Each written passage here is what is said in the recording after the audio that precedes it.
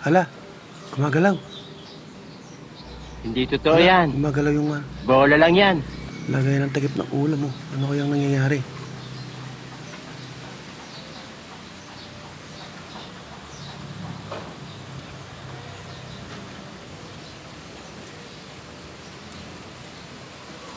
Hala, gumagalaw talaga. Hala, gumagalaw. Hala, gumagalaw talaga. Ayan, subukan tungo natin tingnan kung ano yung punahan dito sa loob. Iyon, si Muning pala. Si Muning po pala yung dahilan kaya po umaalog yung lagay ng takip ng ulam. So yan. Ano bang ginawa mo, Neng? Ayan, kasi yung ulam natin naman tanghali ay inalok mo, no?